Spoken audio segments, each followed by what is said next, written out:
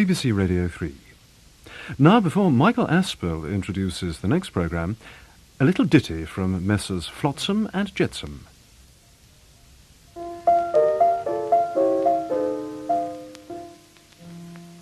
Little Miss Bouncer loves an announcer down at the BBC. She doesn't know his name, but how she rejoices when she hears that voice of voices.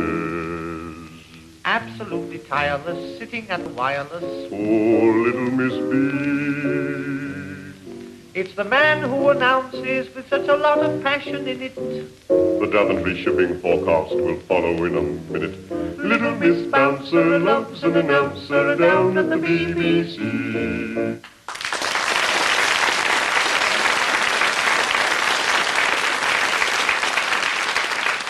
Thank you, and welcome to the second ever Announcers Challenge. You could call this the second in the current series, but as the first programme was broadcast over a year ago, it's more of an occasional romp. And so, in the spirit of seasonal charity, we embark on another knockout contest in which BBC announcers and newsreaders do battle for the honour of their respective radio networks.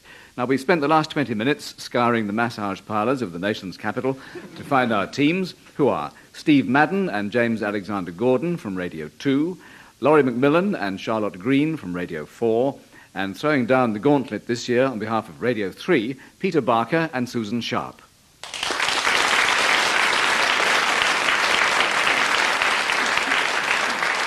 And sitting beside me in this armour-plated referee's booth as scorer and adjudicator is once again the BBC's pronunciation advisor, Graham Poynton, pronounced Poynton.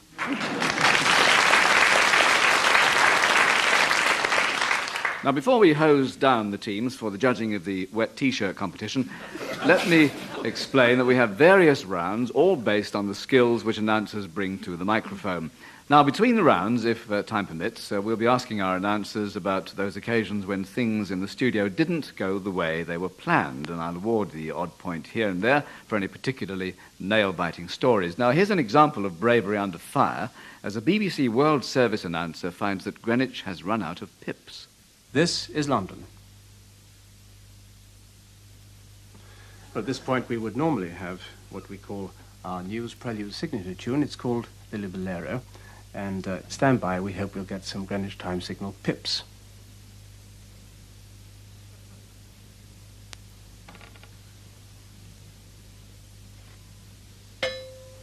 $17, Greenwich Mean Time. A resourceful Lawrence Reeve-Jones there, striking the hour with his pen on the continuity angle-poised lamp. His finest hour. Now, let's see if the past year has led to more embarrassment for Radio 4's team captain, Laurie MacMillan. Well, this is actually a story from a couple of years ago. It was a couple of days before Christmas, and I was on early morning continuity duty, and the Today programme ended with a nice, jolly little Christmassy story about men who had got behind with their Christmas shopping and had gone out panic-buying fancy underwear for their wives and girlfriends. And I ill-advisedly, on the air at the end, said, anyone who thinks they can get around me with little frilly nothings can forget it. The man in my life wasn't listening, but the entire Woman's Hour team was. So later in that day, when Sue McGregor, who was then presenting Woman's Hour, came along to the Radio 4 studio to talk about that day's programme, she came armed with a small package, saying, don't open it till later. But I've got no self-control over these kind of things. I did open it, and... Good Lord. These were inside. Well, of course, I was completely speechless, and fortunately, Sue, being a real trooper, carried on. They're beautiful, and I remember them from last year. Thank you. I'm rarely out of them. Now, before the next round, I should tell you that we've set each of the teams a little task. By the end of the programme, they should have prepared a 30-second programme trailer, which I'll be asking them to perform live. Now, Stephen James will be trailing a new Radio 2 health check campaign to encourage bad health. Peter and Susan will trail Radio 3's promenade concerts as if they were a major sporting event. And Laurie and Charlotte will trail Radio 4's programmes as if the network had been bought up by Rupert Murdoch. So do it nicely just in case. Right, on we go. And we're going to put our team captains on the spot to find out how well they know the great exponents of their trade. We'll ask Peter Barker of Radio 3 to listen to this voice. Thanks to de-rationing and the free market, The price of tea has now gone down to 85 guineas a quarter. And here's good news for state housewives. The following goods are now in the shops. Plastic and sawdust elephant nightshirts, second-hand concrete parachutes, artificial explodable woolen bloomers, men's self-igniting tailless shirts with anti-thunder sheet attachment. Well, I'm sure you can name that one, Peter. Well, he didn't sound like that when, as a young recruit, he called me into his office to tell me how to do the job. It's John Snagg. That's the man. And I didn't know he did the goons, but that's what it was, all right. So a correct answer earns what? We decided on that. 5, I think. 5 it is, okay. Now, Laurie MacMillan, Radio 4, as they say at the BBC governors' meetings, wrap your ear rolls around this. Just a song at twilight, when the lights are low, and the flickering shadows softly come and go. Not Derek Jameson, but one of the great voices of British radio, although not as you may remember hearing him. Who was it then? Is it Richard Baker? Oddly enough, no. So I'm going to chuck this open then to any of the other teams. Who buzzes first? That was Peter Barker, Radio 3. I'll have a go at Alvar Liddell. So it was, Alvar Liddell.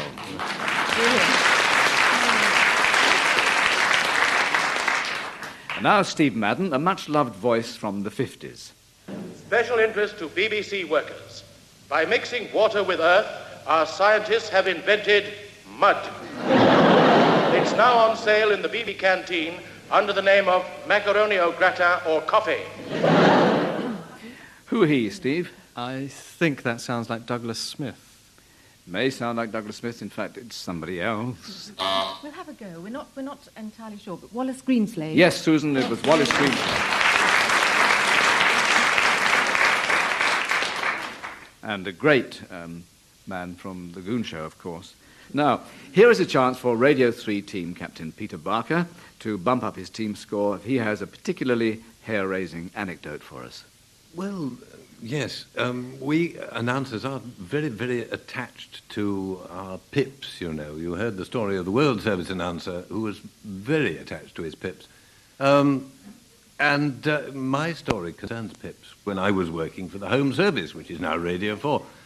But we had on Sunday evenings, I think it was, a programme, no, there's nobody here old enough to remember, a programme called The Epilogue, which is a sort of late-night meditation of a religious nature. And something had gone wrong during the evening, and I thought that it would be inappropriate to broadcast the pips, because the Epilogue was running late, and it would have been inappropriate to broadcast the pips in the middle of this chap saying, "Dearly beloved brethren," or whatever it was. So I suppressed the pips. I said, switch them off. Don't let the pips happen. And I thought I'd made the right decision. It was only later that I discovered that it was quite the wrong decision. Little did I know that on this occasion, the pips at 11 o'clock that Sunday night were the signal for a nationwide pigeon fanciers race. Every pigeon fancier in the land was holding his pigeon and leaning out of his loft, and they all rang up the BBC.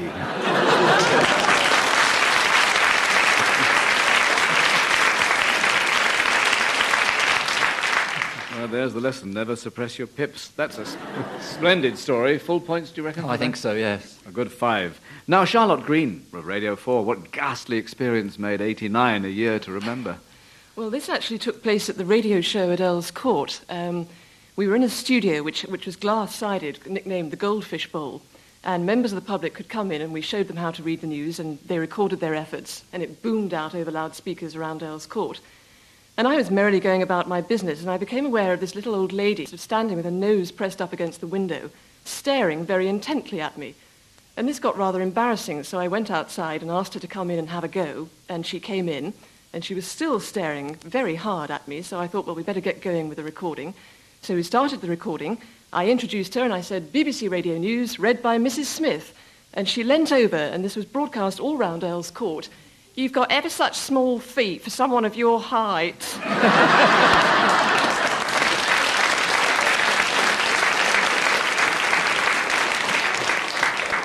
That went down well as well. Yes, it did. Points for that one? Oh, 5 for that, yes. Okay, now, here is a tricky little round for team members James, Susan and Charlotte. We've selected a task for you based on your individual backgrounds and talents, although I have to say that James Alexander Gordon's has nothing to do with gin. Or whiskey. Sorry, James. Now, would you open that envelope in front of you? And when you've done that, I will tell you, you've got 10 seconds to read the contents, which is a little less time than you usually get for this job. You can win, well, let's say, 5 points if you manage it, though we'll deduct points for mistakes and overruns. Are you ready? Steady, go. Chelsea 2, Derby County 0. Burnley 3, West Ham United 1. Arsenal 24, Crystal Palace 7. Manchester City 5, Sheffield Wednesday 3. Wolverhampton Wanderers 0, Liverpool 11. West Bromwich Albion against Stoke City, late kick-off. Finally, Coventry City 17, Tottenham Hotspur 1,100.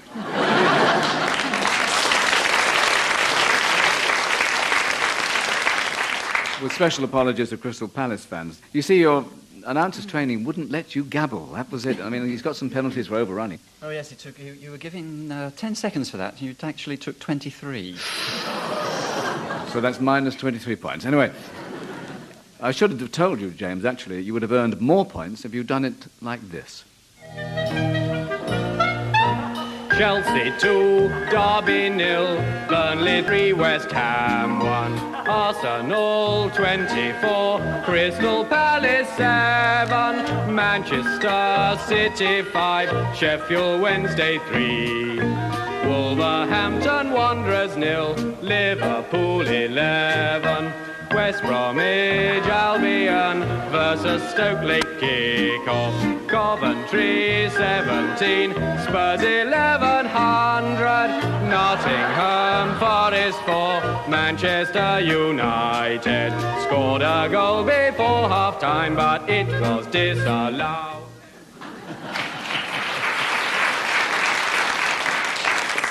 For a bonus, can anyone tell me who that was?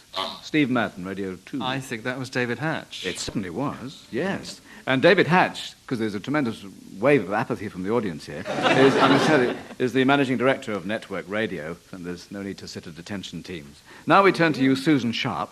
You're in a position to earn yourself a potential 5 points if you can identify a piece of classical music, the piece from which this following excerpt was taken. That's not so bad, but the confident look might falter when I tell you that the tape will be played backwards.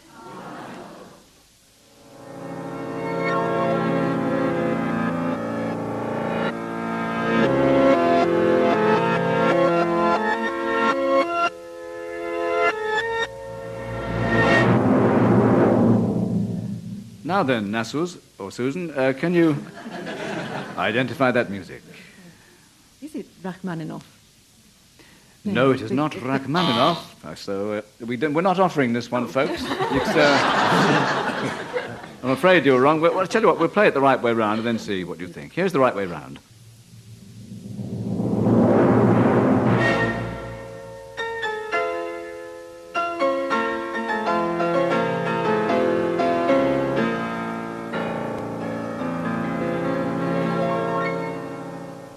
Too late for any points, but I'm sure you'd like to tell us. Tchaikovsky. Yes, absolutely. It was Grieg's Piano Concerto. Or Grieg's Onayap Concerto. Oh, was it? I quite liked it the other way. Grieg, oh. So, no points there, but now it's you, Charlotte Green, finally, and an artistic challenge for you. We'd like you to sing for us one of Radio 4's greatest hits. It is the close-down tune, Sailing By. A maximum of 5 points if you can lull the entire audience to sleep. Well, I warn you, this is guaranteed to make you all feel seasick. I'll have a go. Dee-da-dum, da-da-dum, da-da-dum, da-dum, da-da-dum, da-da-dum.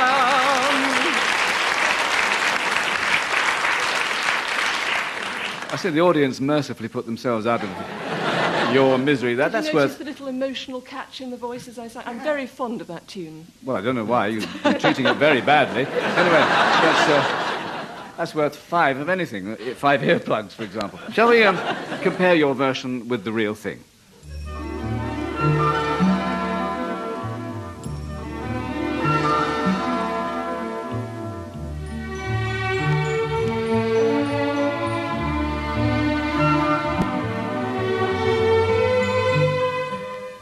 sailing by. It reminds me of the couple who bought a waterbed, but it ruined their marriage. They just drifted apart. So no extra points for lulling the studio audience to sleep. They drifted off 20 minutes ago. Wakey, wakey. Graham Poynton with the scores. Right, well, Radio 3 is still in the lead, with Radio 4 lying second and Radio 2 languishing in third place. All right. Now we will see if Susan Sharpe can add to Radio 3's score by asking her if she is ready to reveal her most embarrassing on-air moment. I've had plenty of rather cringing moments, but they weren't particularly funny. So what I have decided to do is to tell you one about a much-loved erstwhile colleague, Patricia Hughes. Before we did our early morning shifts, we used to sleep in the old Langham Hotel, opposite Broadcasting House, and we get alarm calls every morning. And one morning, her alarm call was late, so she had to rush across the road in her nightdress and rush to the studio where she sat and presented morning concert and did the whole of her morning shift in her nightdress. Well, that was all right. It's one thing at 6 o'clock in the morning, running across the road in the dark from Portland Place, but by the time she'd finished her shift, it was 10:30 in the morning. And she had to then go back across the road to collect all her belongings with all of the busy office staff, the place full of traffic. So I think that was a fairly embarrassing moment for her. Nobody lent her a raincoat, isn't that wrong?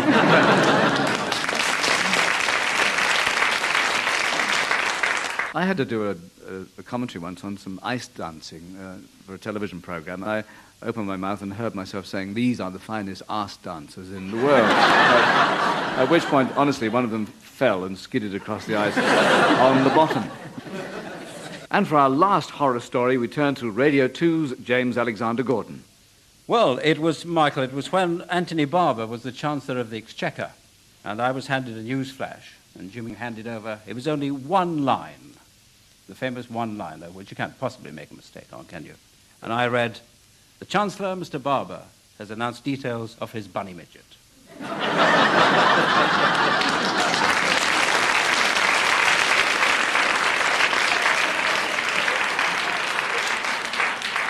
Well, that tickled her fancy. What should we give him for that? Well, I think we must give 5 points for that.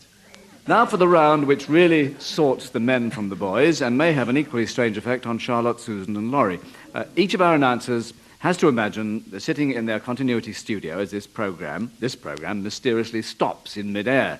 They have to fill, in other words, keep talking for as long as it takes to get the program back. Now, we'll give them a maximum of 30 seconds to fill with a list of what's on their respective networks. However, they will each labour under a slight handicap. Let's strap Peter Barker into the hot seat first. Peter, would you please fill for 30 seconds on the subject of Radio 3? And the handicap, you have to assume the identity of William Shakespeare, with reference to at least 5 Shakespearean characters. 10 points if you manage it, plus a bonus point for each Shakespearean character over 5. This will take you back to your A-levels. Graham's got the stopwatch and bell, so off you go. On such a night as this, who cares to go beyond his hamlet to south bank of Thames, when through the air sweet music can be brought, light as the fairies, cobweb, moth, and mustard seed? Sit fast upon thy bottom, in thy chamber snug. Dull would he be of soul who could pass up the chance to let these sounds from BBC crin his ears. Hi-fi and booming stereo become the touches of sweet harmony. No slender, shallow, simple sounds are these. Well done.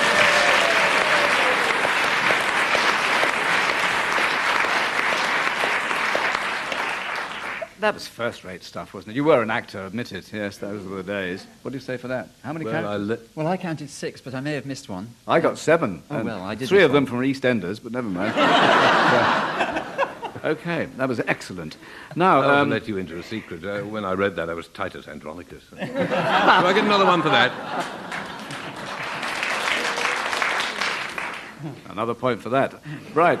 Charlotte Green. Charlotte, please fill for 30 seconds on the subject of Radio 4 with the handicap that you have a compulsion to make bread puns.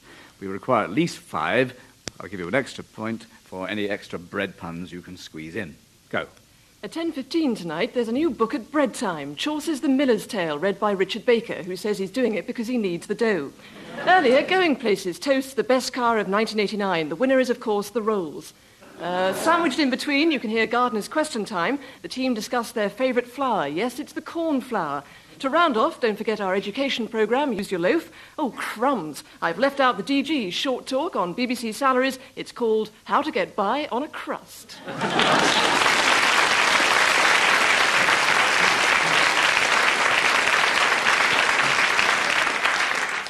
Well, I have to cross out crumbs, that was good. You're the toast of the BBC, which I was going to say, because you covered all that. Another excellent effort.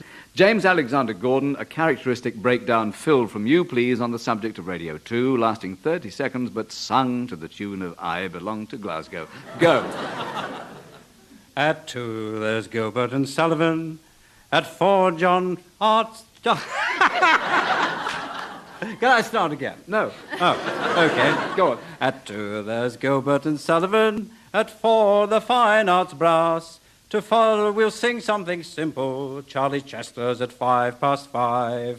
Still goes around about 7 o'clock. John Fox plays for just an hour. Your 100 best tunes comes from dear Alan Keith, and the news will be read by me.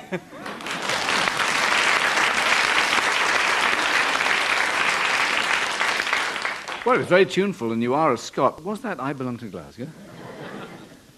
Well, we can't argue. Yes. It's certainly a very long 30 seconds. Susan Sharpe is next for the high jump. Susan, please provide 30 seconds worth of Radio 3 information, as if you were a part-time platform announcer for British Rail. Ready, steady, go. Boom, boom. Network 3 announcement. Due to the late running of the 12:15 Mozart from Manchester, Sexuality in the Middle Ages has been withdrawn. Boom, boom. Customers for the 10:55 Test Match Special, your service awaits you at the front of the dial. I repeat, front of the dial only. Stay at the rear of the dial for Beethoven, Bach, Brahms, Bruckner, and all station composers to Buxtehude. Boom, boom. Staff announcement. Would Station Controller Drummond go to the Albert Hall immediately?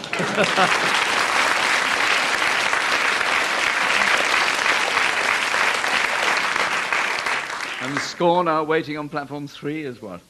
Well, I think 5 for that. Yes, a nice effort indeed. Laurie MacMillan, Radio 4. A fill, please, for 30 seconds, as if someone had substituted a copy of Yellow Pages for your copy of Radio Times. Off you go. In a moment, the role of the acupuncturist in boiler maintenance and contact lens manufacture. Then, in this week's Which Distillery, 3 French polishers answer questions put by a hypnotist. The Archers finds the licensed victuallers convention at the Bull undermined by mineralogists. And in Woman's Hour, an osteopath discusses the effects of pile driving with a sewage consultant and a toastmaster. Our play is A VAT Inspector Calls, and Kaleidoscope reviews a new opera, The X-Ray Engineer Mistakes a Youth Hostel to the Zoo.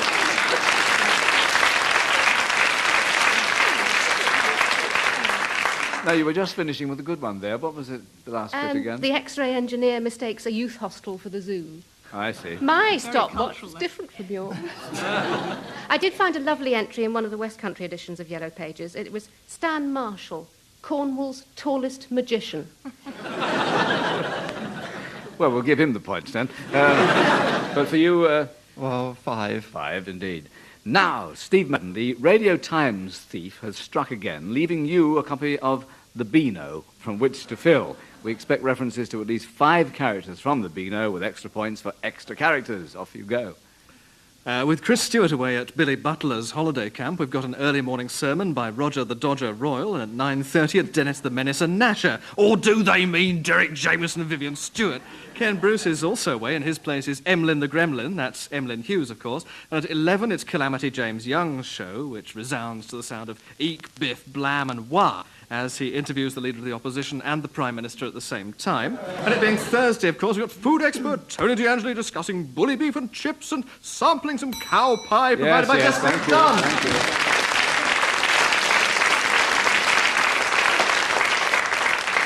You didn't mention Keyhole Kate or Freddie the Fearless Fly, but very rich pickings there, I must say. Thanks to one and all for sacrificing all chances of future employment. But before we give our final scores, let's hear those trails that I set the teams earlier. First, the Radio 4 team's trail for a Rupert Murdoch-owned Radio 4. Hi, I'm luscious, pouting Tracy. With sultry, curvy Joylene. Take our tips. Yes, we said tips. And you've trapped your man. Tantalise him with your knowledge of world affairs. Thrill him with your mastery of those tricky foreign names. Flaunt your grasp of the arms control issues. Excite his interest in the common agricultural policy. Get together every hour for the latest earth-moving events in the news on Radio 4. G'day.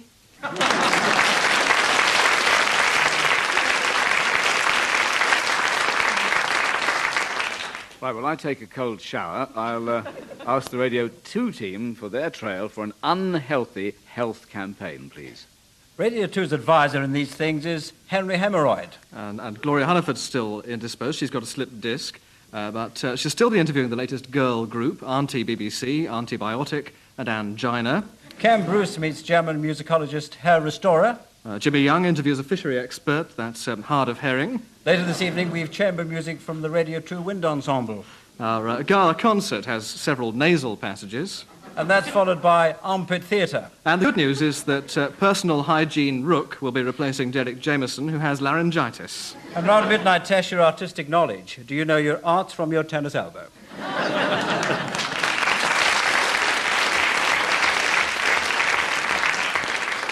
We've all come out in a nasty rash. And finally, Radio 3's team will now promote the Promenade Concerts, a major sporting event. After 67 grueling heats, the final of the 95th Proms gets underway in 2 hours' time. Our man on the spot, Murray Barker. Well, the crowd at the turnstiles is placid at the moment, but who knows, I've seen quite a lot of bubbly being carried in. A couple of verses of Rule Britannia, and there's no telling what mood they might be in on the Albert Hall terraces. Well, Sue, what do you think tonight's contest will hinge on, eh? Well, Sarah Walker's been having trouble with her tremolando this season. Will she be able to make those top notes? Who'll be first to the finishing post in Jerusalem, the BBC Singers or the Symphony Chorus? Tune in at 7:30 to hear.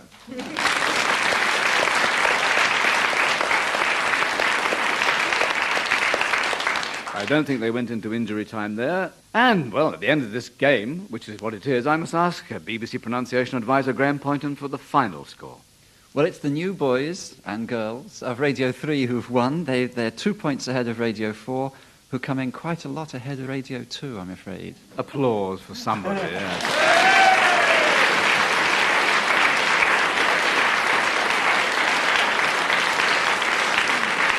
Thank you very much. And our congratulations to the winners, commiserations to the losers, and a discount on their licence fees to our studio audience. And meanwhile, from this broadcast of Announcers Challenge, we'll abandon all hope of tastefulness and get this recording off the air as soon as possible. So from Graham Poynton and our Radio 2 team, Steve Madden and James Alexander Gordon, our Radio 3 team, Peter Barker and Susan Sharpe, and for Radio 4, Laurie MacMillan and Charlotte Green. And from me, Michael Aspel. Thank you for joining us on the Announcers Challenge.